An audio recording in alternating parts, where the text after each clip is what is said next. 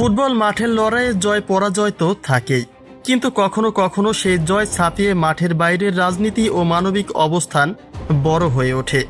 সম্প্রতি স্পেনের একটি ফাইনাল জয়কে কেন্দ্র করে পুরো ফুটবল বিশ্বের নতুন এক আলোচনার ঝড় উঠেছে, যে জয় কেবল ট্রফি অর্জনের নয়, বরং ছিল এক প্রতিবাদের প্রতীক। ম্যাচ শেষের বাঁশি বাজার সঙ্গে সঙ্গে স্পেনের খেলোয়াড় ও সমর্থকরা ফিলিস্তিনের পতাকা হাতে মাঠে নেমে পড়েন। ফিলিস্তিনের অসহায় মানুষের প্রতি নিজেদের অকুণ্ঠ সমর্থন ও সংহতি জানাতে তারা এই অভিনব উপায় বেছে নেন।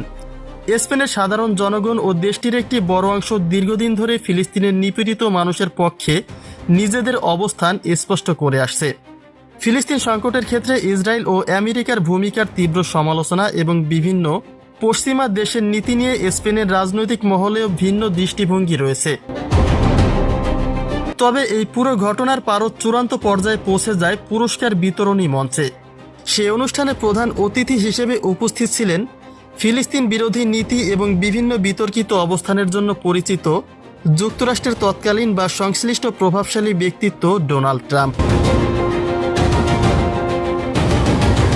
বিতর্কের কেন্দ্রবিন্দুতে চলে আসেন স্পেনের তরুণ সেন্সেশন লামিন ইয়ামাল। ট্রাম্পের হাত থেকে পুরস্কার গ্রহণ করলেও তার সঙ্গে হাত মেলানো থেকে বিরত থাকেন এই উদীয়মান তারকা। মুহূর্তের মধ্যে এ দৃশ্য সোশ্যাল মিডিয়া এবং আন্তর্জাতিক গণমাধ্যমে ভাইরাল হয়ে যায়। বিশ্বজুড়ে ফুটবল প্রেমীদের একটি বড় অংশ মনে করছে, ফিলিস্তিন বিরোধী রাজনীতির প্রতি ঘৃণা এবং ফিলিস্তিনি জনগণের প্রতি সংহতি প্রকাশ করতেই অত্যন্ত চতুর ও সাহসিকতার সঙ্গে ট্রাম্পকে এই বার্তা দিয়েছেন লামিন ইয়ামাল। অন্যদিকে এই পুরো সমীকরণের বিপরীত মেরুতে অবস্থান করছে আর্জেন্টিনা। ফাইনালে প্রতিপক্ষ হিসেবে স্পেনের মুখোমুখি হওয়া আর্জেন্টিনা ফিলিস্তিন সংকটে ইসরায়েলকে অস্ত্র সরবরাহের মাধ্যমে পরোক্ষভাবে সহযোগিতা করেছে বলেও অভিযোগ রয়েছে। ফিলিস্তিনিদের উপরে চলা সহিংসতার বিপরীতে আর্জেন্টিনার এমন অবস্থান বিশ্বজুড়ে ফিলিস্তিনপন্থীদের ক্ষুব্ধ করেছে।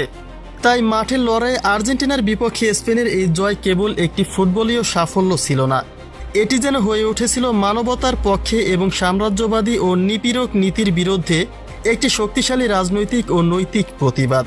আর সেই প্রতিবাদের মুকুটেই যেন সবচেয়ে উজ্জ্বল রত্ন হয়ে রইল লামিন ইয়ামালের এই নীরব কিন্তু জোরালো পদক্ষেপ।